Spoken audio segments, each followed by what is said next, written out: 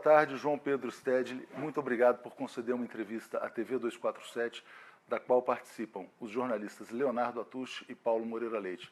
João Pedro, gostaria de começar lhe perguntando, como militante do MST e da Frente Brasil Popular, como o senhor enxerga o momento atual do Brasil, onde muitos enxergam um governo ilegítimo que vem implantando uma agenda de reformas extremamente impopular, como Previdência e Trabalhista.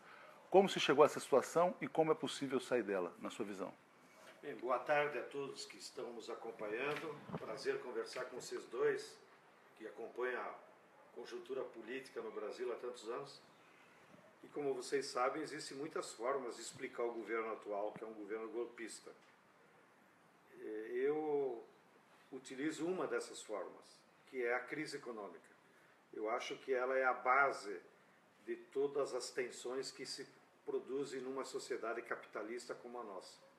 Então nós estamos sendo vítimas de um processo grave, de uma crise econômica que já veio em 2008, o Lula segurou no tranco, aí ela voltou a se manifestar em 2013, se aprofundou em 2014 e em 2015 foi o golpe final, quando a Dilma, apesar de ganhar as eleições com um programa anticrise, ela pediu para o Bradesco colocar um quadro seu no Ministério da Fazenda. O senhor se refere ao Joaquim Levy? E o Joaquim Levy aplicou uma política econômica que aprofundou a crise econômica.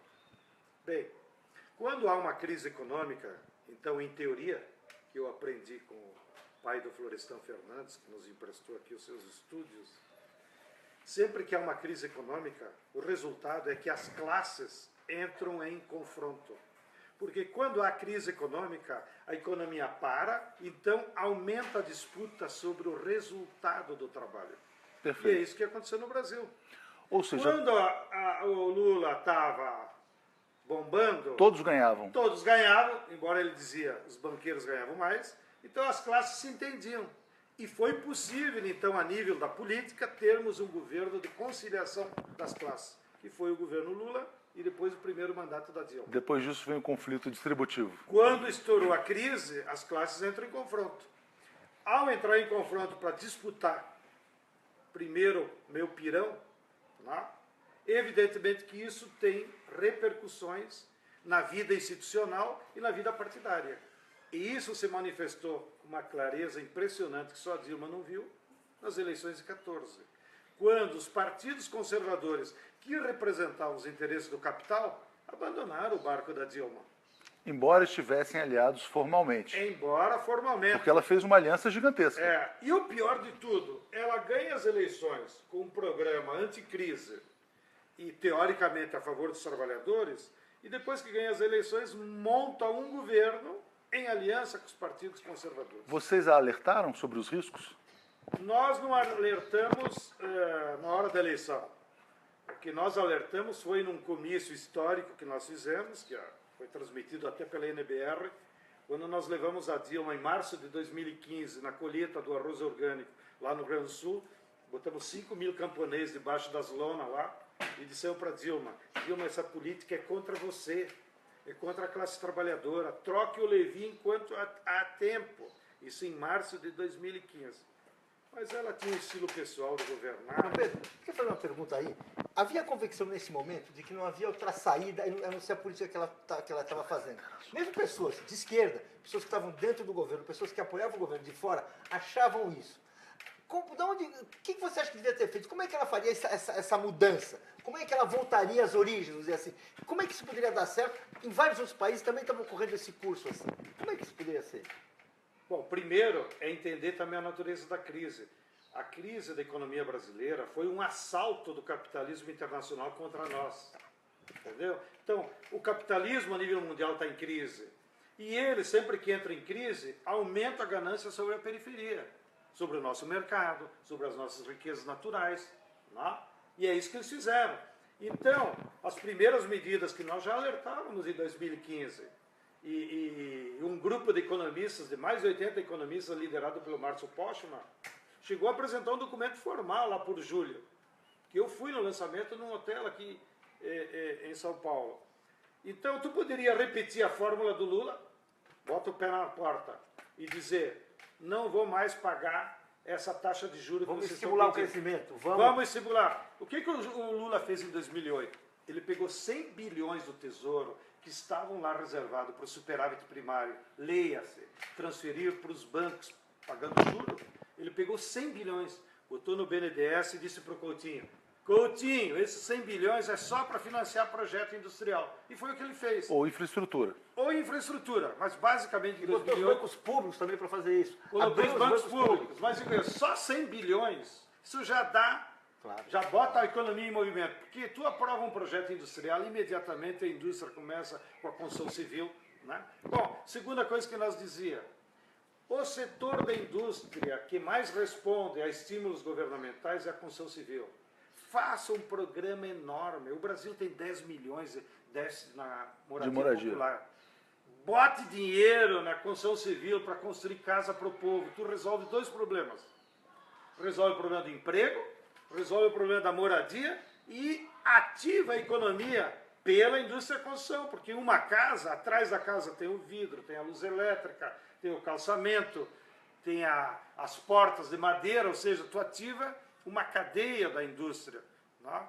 Bem, assim como já no final do processo de impeachment, alguns economistas apresentaram a proposta de pegar dinheiro da nossa reserva em dólar, que está lá depositado em Nova York, recebendo a merreca de 0,2% de juros por ano, internaliza esses dólares. O Lula agora já adotou essa tese também. Traz 100 bilhões de dólares, está lá em Nova York dormindo, em berço esplêndido. Não, e para fazer reservas, o Brasil emite títulos e paga a sua taxa de juros lá de quase 15% ao ano. Não tem nada a ver com os dólares que recebe pelos dólares. Né? Exatamente. Então, traz esses 100 bilhões de dólares, vira 400 bilhões de reais, injeta isso na indústria ou na agricultura familiar. Ou seja, os dois polos que podem tirar a nossa economia da crise é a indústria e a agricultura familiar. Mas, na sua visão, ela errou, cometeu erros e foi afastada por um processo golpista. Depois disso, o senhor foi muito firme, não digo na defesa dela, mas na denúncia do golpe, vamos dizer assim. Nós somos firmes, articulamos a Frente Brasil Popular, porque aí era a defesa da democracia, era a defesa da legitimidade do voto popular que a elegeu. E, por outro lado, já que ela tinha sido jogada à lona por esse processo golpista, evidentemente que se ela se salvasse, ela teria então moral para aplicar... Você chegou a acreditar que ela seria capaz de se salvar? Eu acreditava. E repactuaria. Explica um pouco isso, porque eu também acreditava, mas nem todo mundo acreditava. Muita gente estava ali no pro fora. Por que você acredita? Não, o ponto nevrálgico que poderia ter salvado seria a classe trabalhadora. Nós tínhamos unidade, construímos na Frente Brasil Popular mais de 100 movimentos populares, com o movimento sindical. O Boulos aqui construiu a Frente Povo Sem Medo, mas que estava com a mesma pauta.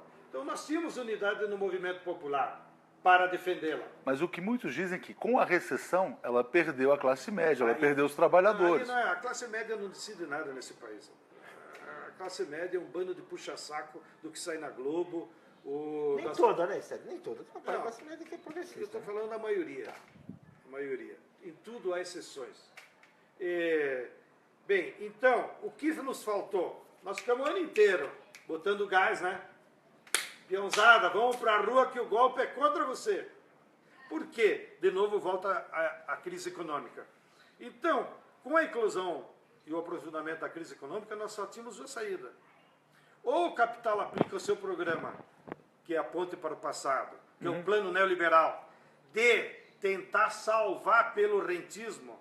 E eu acho que esse grupo dos tucanos, liderado pelo Serra, pelo Aloysio Nunes, pelos vínculos subordinados que eles têm com os americanos, eles criaram uma ilusão teórica na cabeça deles que poderia acontecer no Brasil a mesma coisa que aconteceu em 64. Ou seja, nós vamos tirar os petistas e vamos se aliar com os americanos, e os americanos virão ao Brasil, como fizeram em 64 com o Roberto Campos, e vão botar 100 bilhões de dólares, injetar poupança externa na nossa economia. E isso faria a economia crescer, e nós vamos chegar em 2018 na corda, né? e vamos nos reeleger. Os Estados Unidos de hoje são muito diferentes dos Estados Unidos do Os passado. Estados Unidos estão numa crise tremenda. É justamente por isso que eles não entendem da leitura econômica. Como o capitalismo internacional está em crise, ao contrário da década de 60, o que eles querem é vir aqui pegar. Pergunta para a Volkswagen e a General Motors quantos milhões de dólares eles mandam por ano para os Estados Unidos. Eles têm que mandar, né? Tem que mandar, né? Tem que mandar como plano da filial. Então, em época de crise do capitalismo mundial, acontece o contrário. A periferia tem que mandar dinheiro para o centro. Então, esses 100 bilhões dos americanos nunca ia existir. Mas como Deus existe, o Trump se elegeu e o Trump cortou a ponta que os tucanos tinham com a Hillary. Porque o contato que eles tinham, já o Fernando Henrique com o Clinton e tal, era com a Hillary. Agora o Trump deu uma trunfada neles. O golpe ficou órfão na sua visão? O golpe ficou órfão dos padrinhos externos. Bom, e do outro lado, só tem uma saída. É recuperar um plano econômico que recupere a economia pela solução dos problemas do povo. Ou seja, tu tem que ter uma política econômica voltada para o mercado interno, para a reindustrialização e para a produção de alimentos. É isso que nós ficamos o tempo inteiro explicando para o povão. Ó, pessoal, o que está em disputa é qual o plano que vai tirar a economia da crise. E se nós perder, eles vão jogar todo o peso sobre as nossas costas. Acontece, que é o que está louco para reforçar, acontece que aquela política maldita do Levi de 2015 tirou o apoio popular da Dilma. Ela foi eleita com 54% e lá por maio de 2015 já estava com 8% e nunca mais se levantou. Então, nós ia fazer agitação e propaganda com as massas e as massas olhavam para nós assim, como se fosse os corintianos dizendo, o jogo é Palmeiras com São Paulo. Não tem nada a ver com isso, entendeu? Bom, agora eles deram o golpe, nós não conseguimos segurar na rua. Mas agora há um fator novo que é essa agenda que está sendo colocada em prática. Ou seja, as pessoas não conseguiram compreender muito bem o que era a PEC dos gastos, congelamento de 20 anos, mas todo mundo entende a reforma da Previdência, ou pelo menos tem uma compreensão maior. Na sua visão, vai haver uma remobilização a partir do que está acontecendo no Brasil? Ou já está havendo? Está havendo dois movimentos hoje nas classes. Primeiro na classe deles, nos capitalistas. Eles tinham criado a ilusão que essa política neoliberal e o dinheiro dos americanos ia tirar a economia da crise. E esses últimos 6 meses com o Temer só aumentou ainda mais. E uma empresa, quando continua no vermelho, ela diz, não deu certo, muda o presidente. Não deu certo. Então, as contradições dessa política afloraram muito mais rápido do que eles imaginam. E hoje eu tenho convicção que os empresários querem trocar o Temer. E é por isso que eles estão aumentando a propaganda em torno do Nelson Jobim. Do nosso lado... Você sente uma conspiração já, assim, uma coisa de empresariado já querendo mesmo tirar o Temer, essa coisa de repente falar até da Carmen Lúcia, você começa a ter vários especulando quem poderia sucedê-lo, claro, sem eleição, né? Eu acho que essa conspiração já vem de vários setores, os próprios tucanos com as operações do Gilmar, dos empresários que começam a armar jantares aqui no Morumbi com o Nelson Jobim e com os milicos. Porque esse plano... Os militares estão insatisfeitos também, Os militares estão insatisfeitos e escuta o que o Bolsonaro diz. O Bolsonaro ele tem interlocução com a reserva, mas a reserva tem suas pontes nos quartéis. E por que eles estão insatisfeitos? Porque, na ilusão deles de só tirar os petistas, os vermelhos, não sei o quê, eles não se deram conta que o plano neoliberal é um plano antinacional, anti-soberania nacional. Um exemplo Isso prático, fica claro para você com a questão do petróleo? Ficou claro com a questão do petróleo, que eles ficaram putos da cara. Ficou claro com esse desmonte que eles estão fazendo na Petrobras. Os militares se sentem padrinhos da Petrobras. E é verdade, eles foram... Defenderam, mesmo durante a ditadura, uma das coisas corretas da ditadura foi a defesa da Petrobras. Claro. Não, e qualquer militar aprende lá na academia que a Petrobras é a maior empresa brasileira, é o nosso patrimônio, papapá. Outro sinal amarelo que apareceu, o desmonte do submarino. Claro, que é um projeto que já está afetado. E as construtoras, como é que o senhor vê o desmonte? Só antes de chegar lá, porque eu tenho que denunciar isso também. Essa articulação que eles fizeram para mudar a lei e permitir a venda de terras. Isso afeta a soberania. E quando eles chamaram a comissão especial na Câmara foi lá o representante das Forças Armadas e disse, nós somos contra. Opa, acendeu a luz amarela e nós já gostamos. E nós já mandamos um recado para os milicos, se você está assistindo, anote aí. Somos aliados. Pode ter uma aliança do MST com os militares, hein? Essa é a bomba, hein? Se eles aprovarem essa lei, toda fazenda, pode ser a do MAGE lá, vendida para o capital estrangeiro, será alvo prioritário do MST para ocupá-la. E espero que o Exército venha do nosso lado. Tá? Então, eles cometeram várias atitudes antinacionais que eu acho que afetou a credibilidade deles perante. E a última coisa, os milicos são ciosos nessa questão da ética da corrupção. As denúncias da Lava Jato, que envolve todo esse governo que está aí, que aliás o Ciro Gomes vive chamando eles de bando, de quadrilha, e nunca ninguém processou o Ciro Gomes. Vocês mesmos perguntaram isso para ele. Então, eu acho que para os milicos, esse tema da corrupção que envolve o alto escalão do governo também afetou. E é por isso que eu acho que o governo Temer, golpista, está com os dias contados. Você acha mesmo? Por que você fala? Isso é uma coisa que a gente pode ler em vários lugares. Por que você acha? Você tem uma responsabilidade para achar. Por que você acha? O que você prevê? O que você... É porque ele não consegue, com o seu plano econômico, nem resolver os problemas do povo, nem resolver os problemas dos empresários. Então ele vai agradar quem? A classe média, só porque a classe média é moralista? Bom, a classe média fez as passeatas contra a corrupção. E a cada dia tu abre o jornal, aparece um ministro envolvido. Então ele está agradando a quem? A classe média só não chamou fora Temer ainda de envergonhada, porque ela está com culpa no cartório. Mas se ela tivesse um pouquinho de dignidade, ela já ia para a polícia pedir fora Temer.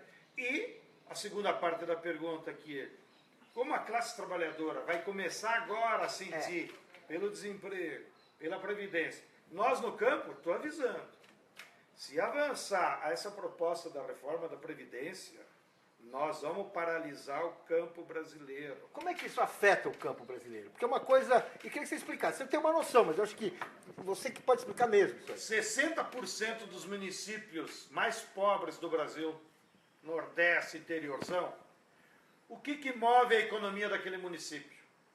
Os repasses do governo federal, que encurtaram. E a aposentadoria do Fundo Rural, que todo final do mês, uma quantidade enorme de pessoas idosas que por conta do Fundo Rural ainda vivem no meio rural, é isso que dá segurança para eles terem uma velhice digna. Eles ficam lá em vez de ficar me indicando aqui, por exemplo. Exatamente, eu vim para uma favela de São Paulo. Porque tu imagina, R$880 lá no interior do Ceará, ou mesmo no interior do Rio Grande do Sul, ou a minha mãe ganha um pouquinho mais que isso, faz a festa, porque não paga aluguel, não paga luz, entendeu? Então é uma renda que imediatamente é injetada no comércio local. O prefeito se dá conta, o comerciante se dá conta. Bem, precisamos fazer uma reforma da Previdência, cujo objetivo principal é desvincular os benefícios, inclusive da aposentadoria, do salário mínimo.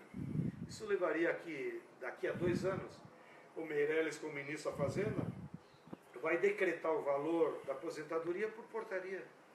Ou seja, que é um negócio, inclusive, constitucional. Quer dizer, a gente pode vir a ter uma situação de empobrecimento completo da sociedade brasileira? Empobrecimento completo, desde o rural, porque é esses... O rural está sendo abandonado, na verdade, o que se fala é que nunca contribuiu. Mas ele está lá. Ele está lá porque tem uma vida digna. Ó, o Nordeste está 5 anos sem chover. Por que não houve saques? Por que eles não vieram em turbas para a cidade? Porque existe um colchão de proteção social. O colchão é a previdência. É os benefícios. É a LOAS, né, vamos dizer assim. A chamada LOAS, né, quer dizer, que são os benefícios ali de... É aqueles benefícios da previdência. BPC então, e tal. O cara tem filho, tem auxílio maternidade. Cisterna também, né? Você quer ficar fazendo aqui tem cisternas a também. A cisterna resolve o problema da água potável. Enfim, tem. Entendeu? Então ele não está vindo. Agora, se houver mudança da Previdência, os primeiros aliados que nós vamos ter contra o Temer são os prefeitos. Porque eles sabem que vai inviabilizar a economia. Ou seja, na sua visão, então, esse governo não vai muito longe. Não é que ele não vai muito longe, já acabou. Já acabou. Alguém tem que ir lá e dizer para o Temer, tem uma passagem aqui da American Airlines para você ir a Miami, leve o teu filho a conhecer, não sei. Mas em algum momento tem que haver um enterro formal. Quando isso vai acontecer e de que maneira, na sua visão? Porque aí tem várias saídas. Tem a saída da eleição direta, tem a eleição indireta. O que o senhor acha que vai acontecer? Eu acho que o que vai acontecer é as forças do capital e dos militares vão pressioná-lo a ele renunciar, que seria a menos dolorida. Ele renuncia, sobe o Maia ou a dona Carmen Lúcia, tem 60 dias para chamar uma eleição. Mas aí tem que ser antes do Réveillon. Hã? Aí tem que ser antes do Réveillon. Não. Se ele renuncia, eles não vão aceitar eleições diretas. Eles querem eleição indireta para botar o Jobim, ou o próprio Gilmar Mendes, ou o Fernando Henrique, se ele estiver bem das ideias. Mas eu acho que vai dar Jobim. Então, eles, a partir de 1º de janeiro, começa a contagem regressiva contra o seu Temer. Pelas forças do capital. Pelas forças do capital, mas as forças populares... Vão forçar ele a pedir a renúncia. Ele assina a carta de renúncia, assume o Maia ou a Carmen Lúcia, convoca uma eleição indireta no Congresso, elege o Jobim para completar a transição. Para completar. Eu acho que a fórmula Jobim implicaria nós migrar de um governo Collor, para quem está em casa ter um parâmetro, para um governo Itamar. O Jobim também só se viabilizaria politicamente se ele fizer um governo de transição. Isso implica chamar outras forças. Abandonar esse discurso radical, pró-Estado mínimo desse governo. Exatamente. Ou seja, então ele poderia... Voltar a ter projetos nacionalistas, voltar a ter o projeto do submarino, voltar a valorizar o Unasul e o Mercosul. Porque ele é comprometido com esse projeto submarino. Olha que estupidez. Um dos grandes mercados que os empresários têm é o Mercosul. Aí o governo vai lá e detona. O Jobim não faria isso. O mercado exportador de produtos industriais é a Argentina. Ele fica brigando com a Argentina. Mas na sua visão, então, ele pode fazer o que o Temer prometeu e não cumpriu, que seria essa pacificação? Porque, por exemplo, ele foi ministro do Fernando Henrique, foi ministro do Lula, foi ministro da Dilma, foi presidente do Supremo. Ele teria as condições para chamar... Ele teria as condições políticas de ser um referente do campo do capital. Aí, para ele negociar com o lado de cá, depende do que ele vai oferecer. Por exemplo...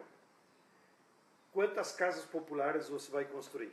É isso que vai dar o termômetro para os movimentos de moradia do Boulos parar de se mobilizar ou não. Lá? Reforma agrária. Reforma agrária. Quantos assentamentos vai ter? Que agora está parado. Esse aí é louco. Esse aí está falando em titular os lotes para que os companheiros vendam a terra. Nós não vamos permitir. O Osmar Terra? O senhor se refere ao ministro? Não, Osmar Terra nem apita. Agora quem está... administrando a política agrícola é o Padilha, a Casa Civil. O INCRA é vinculado à Casa Civil. Mas é acusado de grilagem. Para te ver as contradições que eles têm, por isso que ninguém acredita nele. Né? Mas eu digo, se vier o Jobim ele vai ter que mudar a política e para criar um governo de transição, ele teria que acenar com soluções para a classe trabalhadora. Dei o exemplo da moradia, dei o exemplo da reforma agrária e, com a classe trabalhadora, um programa de emergência para combater o emprego. Mas da forma como o senhor fala, passa até a impressão de que, eventualmente, torce pela solução Jobim, ou apoiaria, aprovaria, ou não. É a menos pior, mas eu não significa que eu vou apoiar. A sua opção é uma questão bastante... precisa estar bem clara agora. A sua opção é a eleição direta. A nossa opção, como solução política, que de fato... reconstrói a unidade das classes, é a eleição direta. Então, todo mundo que tem projeto para sair da crise, apresente para o eleitor. E o eleitor é o que decide os rumos da nação pela maioria.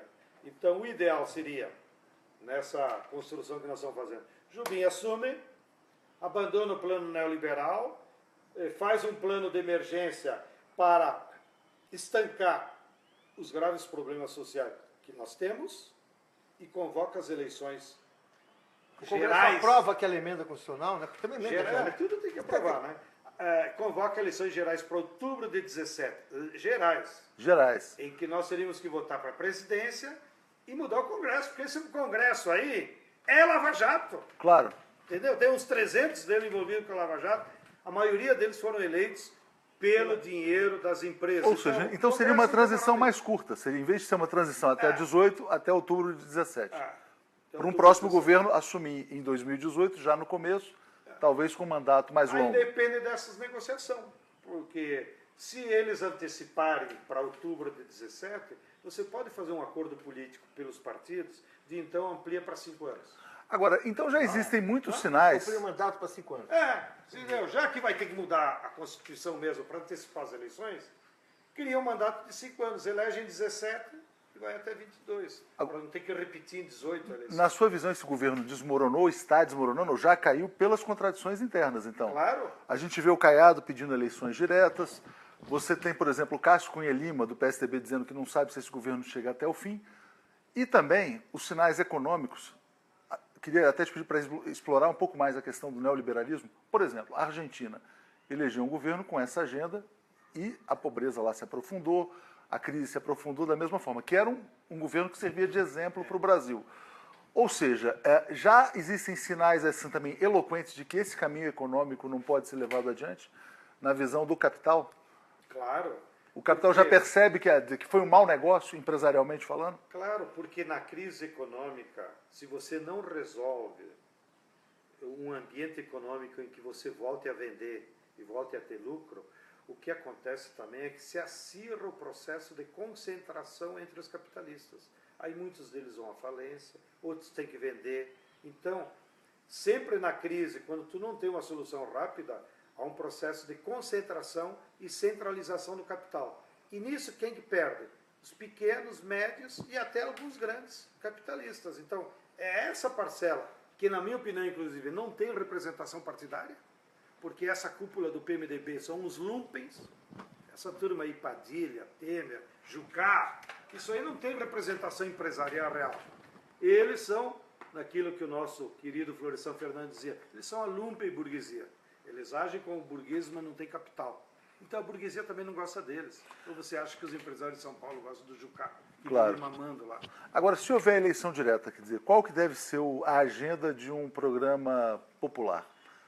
Representado pelo ex-presidente Lula ou por outras forças? Eu não entendi, desculpa. Não, se houver eleições diretas, na sua visão, o que deve ser apresentado como plataforma pelas, vamos dizer assim, forças populares? Se houver eleição direta, que eu espero, e a minha tese é de que o Lula deve se lançar imediatamente candidato. Por duas razões. Primeiro, porque nós precisamos um porta-voz popular que diga isso que eu estou dizendo, mas lá na praça. Eu, no máximo, junto 500. Agora, o Lula junta 50 mil. Então, o Lula tem que explicar lá para o povão o que está acontecendo no Brasil, uma crise econômica que veio de fora e os 2 projetos estão em curso. Para o povão se dar conta, porque o povão não vai ver internet. Tá? Os 30 milhões de desempregados que nós já temos, esse povo está aí só assustado com a crise. Então, o Lula é hoje o nosso melhor porta-voz popular para fazer esse processo de conscientização. Segundo, isso seria um habeas corpus preventivo contra o seu Moro, que está doido para inviabilizar a candidatura dele. Uma coisa é o Moro ir na televisão, na Globo, e dizer eu estou prendendo o Lula porque ele desviou um pedalinho. Outra coisa é ele ter que prender um candidato a presidente. E aí os outros candidatos que também têm culpa no cartório, ele vai prender? Então, estabelece um outro patamar de disputa política com o Moro. E terceiro, porque eu acho que o Lula também, pelos diálogos que eu tenho tido com ele está compreendendo melhor a natureza das saídas políticas. E aquilo que ele não teve correlação de força ou coragem de fazer no primeiro 2 mandatos, ele faria agora. Eu sinto que o Lula está muito aberto a essa ideia de que a saída é o mercado interno, a saída é reindustrializar o país, ou seja, tu tem que fazer um poderoso programa pelo BNDES. Olha a loucura que esse Temer fez. Ele pegou 100 bilhões do BNDES e tesourou. E devolveu para o Tesouro para pagar juro. Mas isso nem no inferno acontece. Entendeu? Então, o Lula está convencido de que é preciso um programa poderoso de reindustrialização. Nisso, os nossos economistas, como o Márcio Pocho, uma turma da Unicamp, o próprio Beluso, o Coutinho, eu acho que eles têm muita elaboração teórica de em que veia colocar os recursos públicos para reindustrializar, recuperar o poder da Petrobras, porque a Petrobras é em cadeia, né? Todo o setor naval está parado. Semana passada, o último estaleiro nosso lá do Rio Grande, Ecovix. botaram para a rua 6 mil trabalhadores e fechou. A cidade está empavorosa, cidade do Rio Grande. Mas isso o que é? Só encomendar um navio, já volta 60 mil operários. Mesma coisa no Niterói, que foi com o Lula num comício lá com os desempregados. Mas o problema é que as empresas foram desmoralizadas também, né? Houve esse papel de demonização das empresas. É verdade, mas isso do ponto de vista político. Mas do ponto de vista econômico, tu faz um pacto e volta.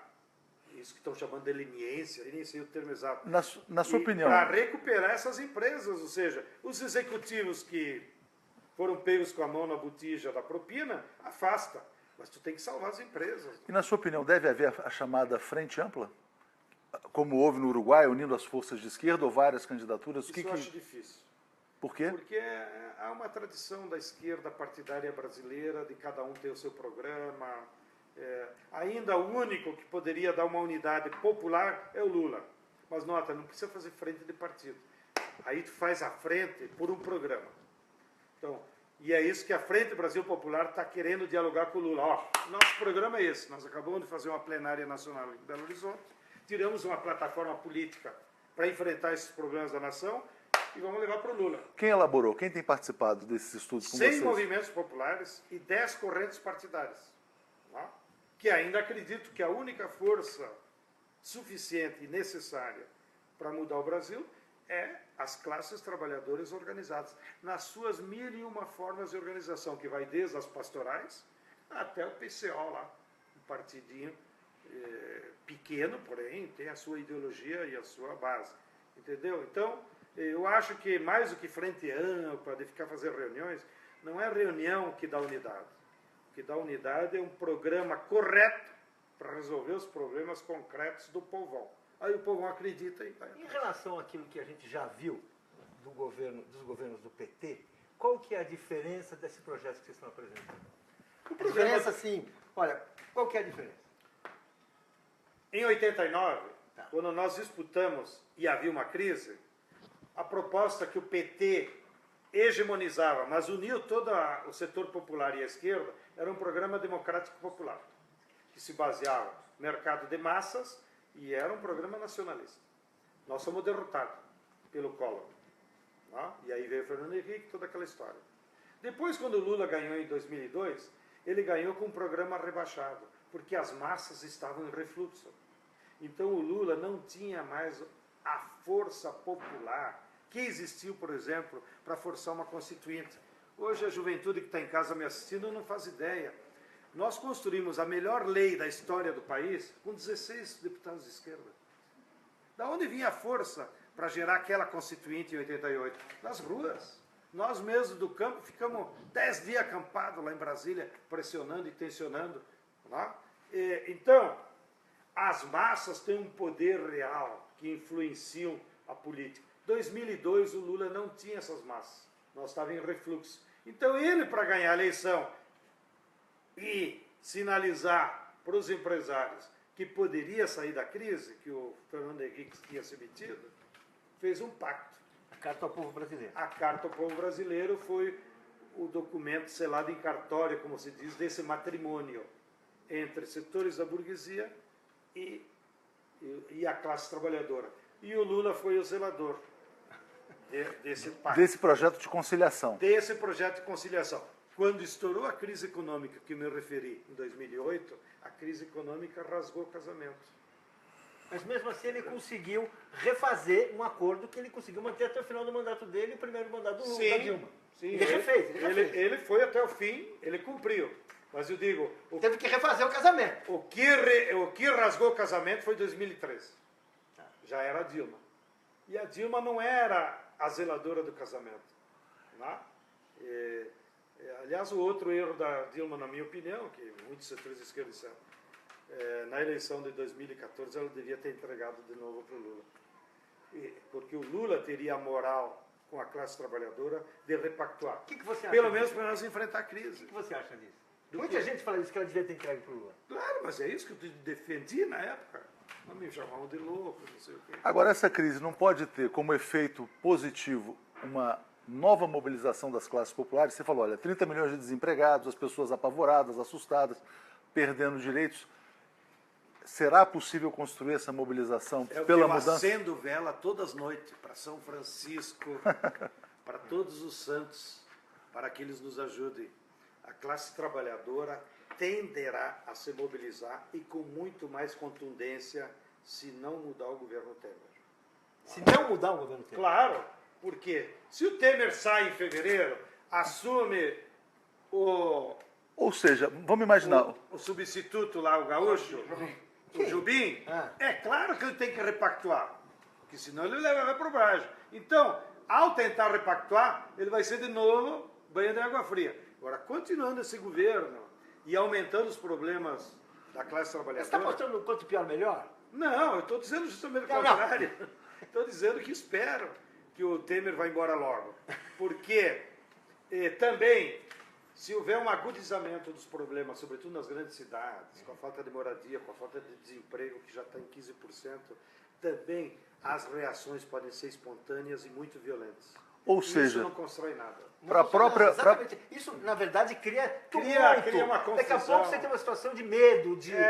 Isso não constrói nada. Para as forças que patrocinaram e apoiaram esse golpe, podem vir a chegar à conclusão de que a conciliação do Lula era muito mais branda do que aquilo que pode vir pela frente? Eu acho que eles estão arrependidos. Né? Existe um arrependimento. Existe um arrependimento. E só que eles não têm coragem de explicitar em público por causa da Rede Globo. Que a Globo, nos últimos 8 anos, fez uma campanha ensandecida, ideológica, contra o Lula e o PT. Qual que é o papel da Globo e dos meios de comunicação nesse processo, na sua visão? De maneira geral. A leitura que nós temos feito na Frente Brasil Popular, que é também o que nos salva, é que o outro lado está dividido em 3 núcleos de poder político. Ao contrário do que aconteceu em 64, que eles estavam unidos, e ao contrário, quando botaram Fernando Henrique, que estavam unidos. Agora eles estão divididos, e isso nos ajuda.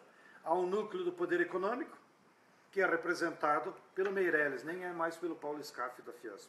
O Meirelles e os banqueiros. Esse é um núcleo de poder econômico que quer sair da crise. É o núcleo do rentismo, vamos dizer assim. Quer sair da crise. E dos empresários. Depois tem o núcleo dos lumpen, que é os que controlam o Congresso. Padilha, Renan, Jucá, esse povo. Eles têm um núcleo político. Eles decidem. E não sempre o que eles querem é a mesma coisa que o poder econômico quer. Porque eles não são representantes legítimos da burguesia. Não? E há um terceiro núcleo, que é o núcleo mais perigoso, que é o núcleo ideológico, que é formado por uma aliança entre a Globo, o seu Moro, o Ministério Público e a Polícia Federal. Esse núcleo ideológico pegou uma raiva ensandecida contra o PT, contra o Lula, contra a esquerda, contra o MST, entendeu? E faz vários anos que eles estão batendo nessa mesma tecla. Não, mas a Odebrecht agora... já provou que a crise é sistêmica, que é todo o sistema político... Sim, mas isso é a nossa leitura, não é a leitura da Globo. A leitura da Globo, ela botou na cabeça da classe média que toda a culpa é do PT, toda a culpa é da Dilma.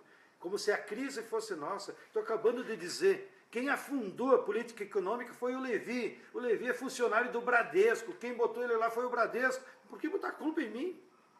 Mim que eu digo, setores populares. Ou seja, mas a Globo distorceu. Distorceu, só falta ela dizer agora que o Meirelles é nosso. Né? E porque a crise se agrava e a política econômica está equivocada. Mas é isso que eu estou dizendo. O papel nefasto da Globo e da turma de Curitiba é justamente essa manipulação ideológica. E como a Globo tem o monopólio das comunicações, se transforma num partido político que induz as pessoas a pensarem o que não é. Mas o tempo vai passando, daqui a pouco já vamos ter ali, já são mais de 7 meses de governo. Ou seja, eles não vão conseguir jogar isso na conta do passado, do PT. Como você falou, quer dizer, a crise se aprofundou, o desemprego aumentou. Enfim, quer dizer, daqui a pouco não vai dar para dizer que foi a Dilma, o Lula, o PT. E aí as pessoas vão começar, de alguma maneira, a perceber, ou não? É o que nós esperamos, né? Mas você está falando de uma coisa que envolve a memória. Porque, na verdade, para você poder separar um do outro, poder distinguir, quando tem a crise que é herdada e a crise que é produzida, a crise que era inevitável, aquela crise foi agravada pelos programas que esse governo está implementando, você tem que ter uma memória. Como é que está a memória do povo para conseguir fazer essa distinção, para reconhecer que tem um líder? Como é que é isso? A memória em relação aos anos Lula, por exemplo. A memória do povo está só o Lula no salvo. Porque eles viveram 8 anos de bonança. A economia estava crescendo e aquele pacto social produziu uma política de distribuição de renda. de renda, não de riqueza, não de patrimônio, mas aumentou o salário mínimo, aumentou o emprego familiar. Nós chegamos a um ano do Lula que praticamente era pleno emprego para os padrões capitalistas. O pleno emprego numa sociedade como a brasileira significa que 3, 4 pessoas da família trabalham. E 3, 4 pessoas da mesma família trabalhando, ele vai comprar um auto 0 quilômetro, ele vai trocar O salário real subiu. a geladeira e o salário real, o salário familiar, né, cresceu muito. Então é essa a memória que ele tem. O tempo do Lula era bom. Aí ele botou essa mulher, não deu certo. E agora entrou esse louco. Essa é a leitura geral do povão. Esse é o povão. Essa mulher não deu certo e agora temos um louco. Acabei de vir lá do Ceará, que agora, nessa época de fim de ano, nós acompanhamos os encontros estaduais do MST. Aí eu fico ouvindo as reações do pessoal. Vou lá e faço análise de conjuntura igual estou fazendo aqui. Mas é uma boa leitura. Aí na hora que a turma começa a se inscrever e comentar, as memórias que eles trazem, é isso, né? Agora, eu queria te pedir para falar um pouco sobre a questão do agronegócio, porque algumas pessoas tinham a esperança de que o agronegócio salvaria o país. Saiu até um estudo recente, isso é recorrente, do Brasil como o país de estrutura agrária mais concentrada do mundo. Então, Nós só perdemos para o Paraguai, mas mesmo assim os maiores proprietários do Paraguai são brasileiros. Ou seja, então o Brasil, na verdade, só levou o modelo brasileiro para lá com mais... Nós pegamos 2 taças. Então fala para a gente um pouco do MST, para quem não conhece, e do que se defende ainda em termos de reforma agrária para o país. Há 2 temas aí que são paradigmáticos. Primeiro, o MST defende uma distribuição da propriedade da terra mais justa, que é a essência da reforma agrária clássica. E ao longo desses 30 anos, o que nós defendemos publicamente para a sociedade? O Brasil é tão grande e tão generoso que cabemos todos. Então, nós colocamos até na lei da Constituinte, abaixo de 1.000 hectares não precisa desapropriar, entendeu? Só basta desapropriar as grandes propriedades acima de 1.000 hectares. Improdutivas. Improdutivas. E ainda assim nós teríamos 130 milhões de hectares para entregar para o Isso é o quê? 130 milhões de hectares? Porque ninguém sabe o que é hectare, não sei você. Isso deve ser um país, assim, a França, a Alemanha, sei lá. O estado de São Paulo tem 40 milhões de hectares. Eu sou do estado de São Paulo. 3, 4 estados de São Paulo. Tu distribui isso para produzir alimentos. Isso é uma revolução. Então, note, mesmo no tema da propriedade, nós não somos contra que os caras tenham 1.000 hectares, mas vamos colocar limites. Não pode o Blairo Maggi ter 240 mil hectares. Ele nunca vai trabalhar. Ele nunca explicou aonde que ganhou dinheiro para comprar essas terras. Ou como. Está sendo preparado para ser candidato a presidente pelo PP. Tomara. Venha. Venha. Pode vir. Entendeu? Então é um absurdo. Ou a Bunge, uma empresa americana, só para provocar os militares que são tão nacionalistas. Alguém se perguntou quantos hectares a Bunge tem aqui em São Paulo? A Bunge hoje tem mais de 300 mil hectares de cana. A Vale vendeu uma empresa de fertilizantes para Mosaic. Então, esse é um paradigma. Nós temos que consertar na sociedade brasileira quem é que pode ser proprietário de terra. Não? E isso é a reforma agrária clássica. O segundo paradigma é o modelo de produção agrícola, que a sociedade tem que se manifestar. O agronegócio, que é apenas um pau-mandado do capital internacional, transformou o Brasil numa grande área de monocultivo para produzir algumas commodities para eles. E hoje o Brasil dedica 85% da sua área para produzir soja, cana-de-açúcar, pecuária bovina, celulose. Entendeu? Então nós viramos um país de 4 produtos. Nenhum desses o povo come. Mas Porque mesmo carne nós estamos comendo é frango e porco, que é produzido pela pequena agricultura. é quase a lógica da monocultura do passado. É uma plantation moderna, só falta adaptar. Vários escritores estão defendendo inclusive, essa tese, que o agronegócio, em essência, por ser monocultor, dedicado ao mercado externo, é uma plantation moderna. Esse é um modelo só brasileiro? Ou Todo quase... mundo. É o modelo do capitalismo mundial. Que eles estão aplicando em todo mundo. Não, mas em vários Agora, países existem propriedades menores, quer dizer, que também tem tradição agrícola. Digamos lá do agronegócio. Aham. Né? Ou seja, a proposta do capital para os Estados Unidos, para o México, para a China, para nós, é monocultura para o mercado externo. Quais são as contradições que eles têm? O mercado mundial é estável. Então, a gente vai aumentar a produção de soja até quando? Entendeu? Vai aumentar a produção de vaca até quando? Ele está estabilizado. Mesmo da celulose. Deu um boom quando nós substituímos aqui a celulose daqui botaram à falência as fábricas que havia nos países nórdicos. Então tá bom, entramos naquele vácuo, ganharam um monte de dinheiro, encheram o nosso de eucalipto. Tá? Mas agora tem limite a expansão da celulose. Não é assim, vamos botar mais uma fábrica de celulose só porque aqui o eucalipto vem rápido. Então o mercado mundial já está estagnado. Não há espaço para ampliar o mercado mundial dessas commodities. Segunda contradição deles, como eles aplicam o monocultivo, eles só produzem com muito veneno. O Brasil se transformou no maior consumidor mundial de veneno. E o veneno mata. Mata toda a biodiversidade, mata a fertilidade do solo. Você está chamando defensivo de veneno, na verdade. Não, mas esse é o nome correto, agrotóxico.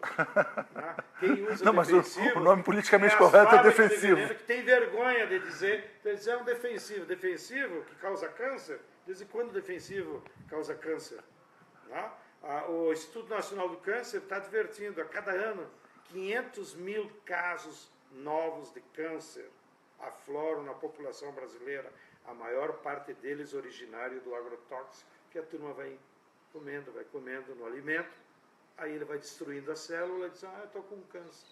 Um dos entusiastas dessa luta pela reforma agrária, pela terra, é o Papa Francisco, de quem o senhor se tornou amigo, e com quem esteve algumas vezes. Eu queria lhe perguntar, quer dizer, como ele vê, se pode dizer, quer dizer, essa questão brasileira, América Latina de uma maneira geral, e qual que é o papel dele no mundo atual?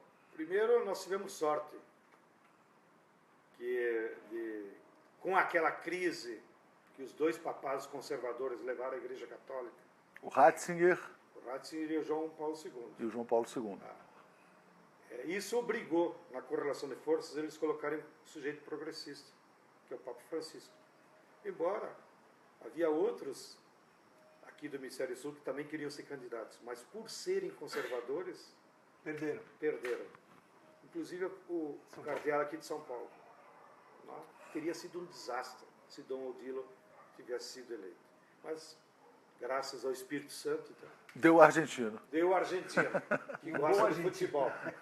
E ele tem se revelado, não um administrador do Vaticano, ele tem se revelado um pensador humanista e preocupado com os problemas da humanidade.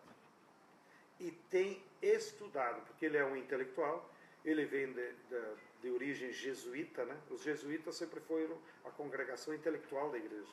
É um homem estudioso. Até hoje, é ele que escreve os textos deles. Não é onde que eu tenho que assinar. Entendeu? Que é raro um papa, né? Sempre tem uns 500 puxa-saco, porque tem que zelar pela doutrina. Tem que zelar. Ele que escreve. Ele usa computador, ele usa celular. Ou seja, é um homem moderno, das coisas do seu tempo, porém um pensador. E humanista, como o senhor diz. E a base do pensamento dele não é a doutrina cristã como dogma, é o humanismo, é salvar a humanidade.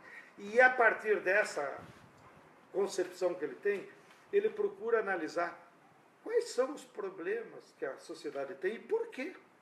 E na última encontro que nós tivemos agora em novembro, todo mundo ficou impactado, porque entre nós mais esquerdistas, ela disse, pô, nem o Fidel tem coragem de dizer isso. Dizer o quê? Ele fez uma locução lá e disse, olha, eu estou convencido, porque um dos temas desse último encontro era o Estado e a democracia. Opa. Tanto é que levamos uma Mujica. Estava convidado ao Sanders, mas acabou não podendo ir. E ele chegou à conclusão, o Estado capitalista está falido. Olha, disse lá, em plena, ele usa lá um auditório para as suas locuções mais importantes, que é o auditório Paulo VI, dentro do Vaticano. E ele disse, o Estado está falido porque há uma tirania do dinheiro, que o capital substituiu o voto. E há uma tirania dos meios de comunicação, ainda bem que a Globo não estava cobrindo, né? Há uma tirania dos meios de comunicação, porque os meios de comunicação de massa, leia-se a televisão, manipulam o pensamento das pessoas e as pessoas viram reféns de uma ideia que não é dela. Não? E no segundo tema, que também era outro assunto desse encontro, eram os refugiados. Aí ele foi contundente.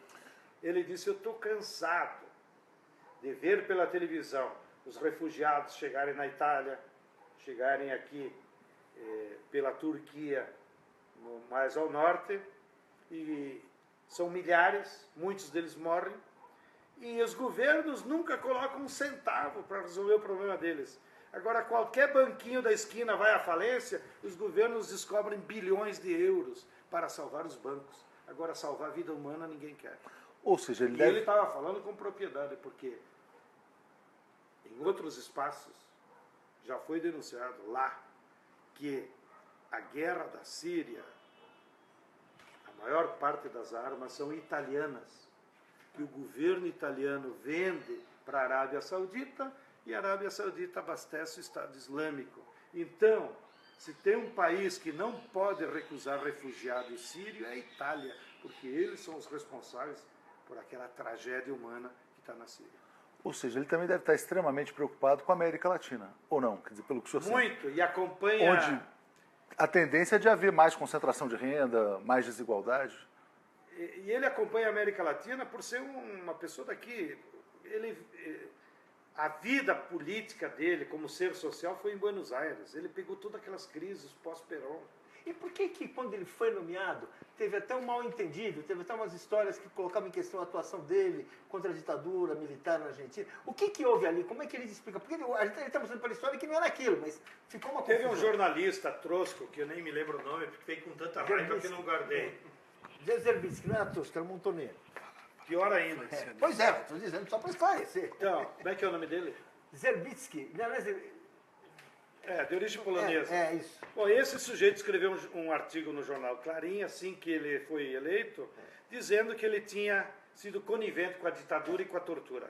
Bom, isso criou impacto, né? Um jornalista no Clarim, ficou toda aquela situação. E quem não conhecia ele começou, porra, mas será que o cara tem esse passado mesmo? E nós fomos salvos no nosso campo da esquerda, porque imediatamente o Pérez Esquivel deu uma entrevista e o Leonardo Boff, aqui no Brasil, escreveu um artigo em defesa dele. Ó, não é desse Francisco que vocês estão falando.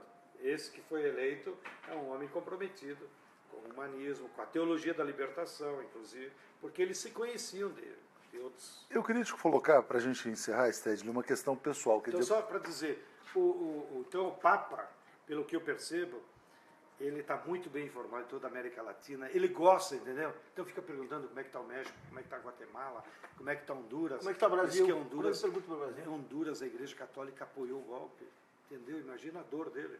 Perfeito. Saber, né? E aqui como é que está o Lugo? E vá de novo. Aqui sem fazer barulho. Aqui pode ganhar. Pode ganhar. Pode ganhar. Sem fazer barulho, a CNBB etc., ficou contra o golpe. Aqui no Brasil, agora contra esse golpe? Contra esse golpe. Sem fazer barulho, sem ir para a rua, tal, mas a CNBB, manifestações que... a diretoria da CNBB, sim. Agora, no episcopado, teve alguns que foram contundentes, né? O bispo lá de Sobral, né? Foi contundente nas manifestações, e teve outros que foram puxa-saco, tipo esse Jundiaí e tal. Então, eles estão muito divididos também. Mas a CNBB, eu concordo contigo, e a CONIC, que é o Conselho Nacional das Igrejas Cristãs. Isso. Eles foram muito... Eu queria te perguntar como é que foi a sua formação de esquerda, quer dizer, porque isso é uma questão ampla, mas até...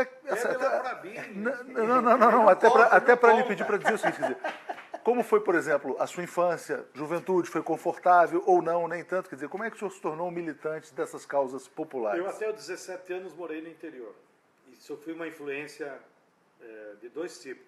Primeiro, de família migrante. Eu sou a terceira geração. Mas a cultura do migrante que é trabalhar e estudar. Ó, e não pensa em outra coisa, tem que trabalhar. Migrante que não trabalha é execrado. A sua família vinha do campo? É do campo. É do campo. A origem da minha família são trentinos, né? Quando eles vieram, inclusive, vieram com passaporte austro-húngaro, que foi antes da Primeira Guerra Mundial, 1899. Vieram em 2 irmãos. Então eu sofri esse ambiente, até 17 anos, morando no interior, tal, esse ambiente. A segunda influência que eu tive, claro, imagina camponês no Rio Grande do Sul, todo mundo é católico, praticante, vai na missa tal. E claro, todas as famílias também, sempre tem pessoas religiosas, né? Padre, freira, essa história.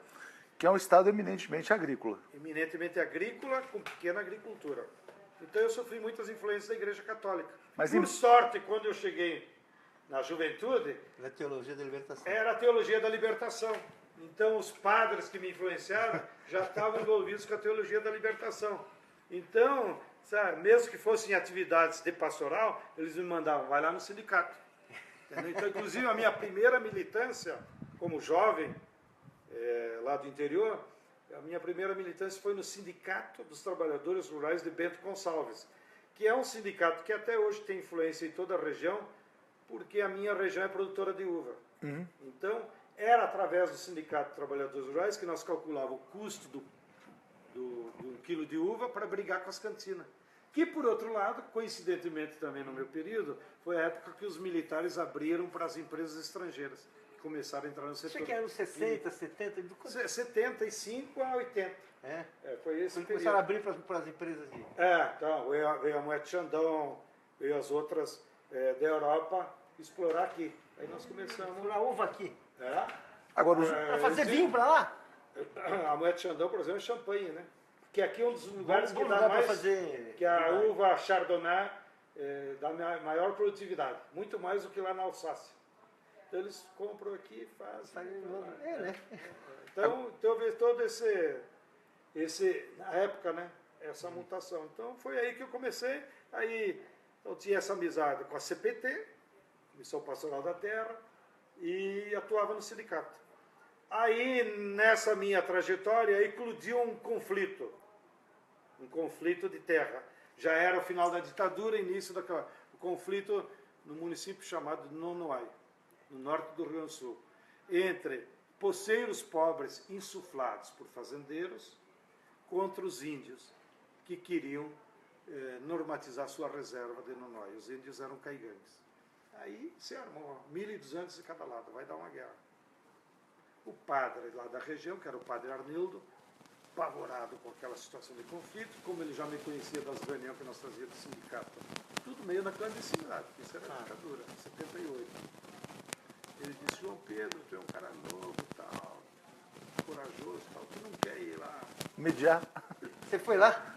Viu o que acontece lá? Não pode dar guerra, tá? Ninguém resolve e tal. Eu vou, pô. E eu fui lá. E aí comecei a me envolver com o tema da luta pela terra em si. E depois foi gerar.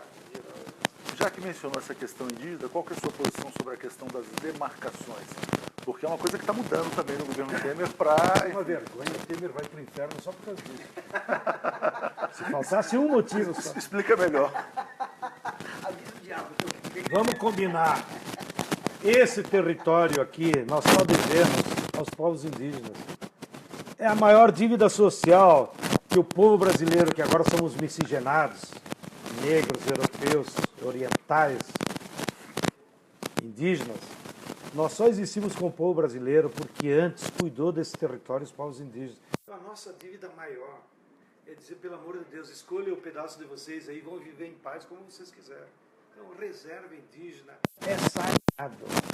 É para garantir. Mas é um conflito permanente com os agricultores, com o agronegócio. porra nenhuma. Com o agronegócio. Eles são invadidos pelos fazendeiros aqui de São Paulo. Mas mesmo com o pequeno agricultor não tem conflito com o terreno. Tem, por sacanagem do Não, governo. Mas eu queria que você vamos entender isso. Bom, o que Porque aconteceu lá no Rio Grande do Sul, então? Que muitos Pequenos agricultores que são na nossa base, da FEPAG, são insultados contra os índios. Por quê? Em governos passados. quando os institutos de terra estaduais tinham o direito de dar títulos, eles faziam projetos de colonização. Aí, como naquela época, né, década de 50, década de 60, povo indígena, os bugre, como eles chamavam, não valiam nada, muitos governos estaduais distribuíram áreas que hoje são consideradas área indígena. Então, cria-se... Entendi. Entendeu? Governos estaduais. A CM fez isso com a terra dos Tupinambá, no sul da Bahia, que é conflito de pau-brasil até hoje. Então, qual é a solução disso? O governo tem que assumir a sua responsabilidade, vai lá e indeniza. Tem o erro dos governos. Tem O erro do governo. Erro do governo, histórico. Então, agora o governo tem que recuperar, né? O governo, a gente diz, é o Estado brasileiro. Então, o que nós defendemos? Que muita gente, os mais esquerdistas, acham que isso não pode ser. Mas eu defendo. Vamos admitir que todo mundo que está numa área indígena Foi por maldade. Foi enganado por alguém. o Estado indeniza esses fazendeiros do Mato Grosso do Sul, tira eles de lá, entrega as terras para os índios. Lá no Rio Grande do Sul, o Estado vai lá e indeniza o pequeno agricultor, ele vai lá e monta a sua agricultura em outro lugar. Mas o território indígena é sagrado. Uma última questão, é Sted. intocável. Você é gaúcho e vem de um estado que hoje está praticamente quebrado. Falido. Falido, as pessoas estão tendo quebra-pau na Assembleia. Por que o Rio Grande do Sul chegou a essa situação e como é que você vê a situação A geral culpa, te dos agradeço a pergunta e atendendo os nossos telespectadores? telespectadores gaúchos. O responsável disso e que o Lula não teve coragem de mexer se chama Lei Candir. O que a Lei Candir fez na época do Fernando Henrique Cardoso? O Candir vai para o inferno só por isso. Ele isentou. Bom, tu acha que eu sou amigo do Papa para quê? Tem o direito a... Tem direito de mandar pro inferno. Claro. Pula pra pau é inferno. Ó, Você papá. passagem pro inferno. Ele chega lá, o São Pedro diz, mas tem um recado aqui de Stédio. Purgatório. Inferno. Então, Bom, a vida tá boa. é bom ser amigo de Papa. E, inclusive, agora na última visita, ele nos Você aconselhou... levou uma nova lista? Você levou uma Não, nova lista? não, espera aí que eu vou te dizer uma coisa melhor. Na última visita, ele nos aconselhou. Estava lá o grupo dos 180 de movimentos populares, ele disse, vocês eu sei que não são muito católicos, né? Ele disse para nós. Ele falou assim, né? Falou. Não, porque o encontro independia de etnia nem de religião. Então tinha budista, ateu, tudo. Então ele sempre foi honesto nisso. Não é um encontro de cristãos. É um encontro de movimentos populares em diálogo com ele. Então ele anunciou para todo mundo, quem quiser, na tradição católica, esse ano eu declarei o ano da misericórdia. Ou seja, todos os pecados de vocês vão ser anulados. Se vocês entrarem na Basílica de São Pedro por aquela porta. Eu fui o primeiro. Deixa eu quitar logo. Essa dívida e todo mundo passou pela porta da misericórdia lá na Basílica, que agora ele já fechou. Bom, voltemos ao nosso tema, que era... Rio Grande do Sul. Rio Grande do Sul. A Lei Candir. Candir. O que o Candir fez? Por influência não sei de quem, eles isentaram de ICMS a todas as exportações de commodities, seja minerais, como o ferro, seja da soja, milho, cana-de-açúcar, aqui o etanol. Pecuária. Então, um estado agrícola como o do Rio Grande do Sul já vinha patinando. Veio a crise que acabou com a indústria agora lá de Caxias do Sul, que é a minha região que eu conheço bem. Entendeu? Por quê? A Randon vendia para a América Latina, e os caras querem brigar com o Mercosul. Entendeu? A burrice maior. Né? As fábricas da Randon estão tudo lá. A Randon tinha uma fábrica em Guarulhos, fechou. Né? Porque não tem mais para quem vender esse caminhão. Né? Desse mercado da América Latina. Então a Lei Candir foi um desastre, porque ela tirou das finanças públicas estaduais e deu para quem? Para os exportadores. Ou seja, foi o grande pacto neoliberal que o Fernando Henrique fez com essa burguesia agrária, para quietar eles.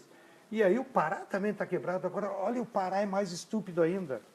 A Vale vive se exibindo que já exportou mais de 100 bilhões de toneladas de ferro depois que privatizou. E o Pará? E o Pará, quanto ficou dessa riqueza? Zero. E o Maranhão, que ele usa os trilhos e usa o porto? Zero. Não entra nada para a economia. E pior, ela ficou devendo, inclusive, durante 10 anos para a própria prefeitura, porque não queria recolher o ISS. Quando entrou um prefeito do PT, que era meu amigo e gaúcho, por sinal, estava lá como migrante, ele teve que entrar na Justiça Federal e transformou a Vale inadimplente para ele poder receber o ISS, que é 1% sobre o movimento da Vale em Paraupebas. Então, o culpado do Rio Grande do Sul é o seu Candir e a turma dos tucanos que ele representa. Apesar de tudo, você está otimista para 2017? Acredita numa retomada democrática? Estou muito otimista. A natureza, Deus e todos os homens e pessoas sérias desse país estão no nosso lado. O governo Temer vai cair, nós teremos eleição indireta, as massas voltarão para a rua e voltaremos a fazer pressão para nós ter diretas já. O tempo de quando acontecerão as diretas, se é em outubro de 17, outubro de 18, depende de você que está em casa. Se você vier para a rua conosco, nós aceleramos essa mudança e vamos devolver a democracia para o povo brasileiro. Agora, se o povão ficar assistindo na televisão novela, aí vai ser mais difícil nós conquistar. Mas, de qualquer maneira, de outubro de 18, esses golpistas não nos escapam. Muito obrigado, Stedley, e até a próxima oportunidade. Obrigado a vocês, desculpe pelo palavrório, sobretudo você que está em casa. E esses chatos aqui, vocês viram, se fosse por eles, nós íamos até a meia-noite. Um grande abraço a todos. Obrigado. E que Deus nos abençoe. Ih, tá vendo, padre?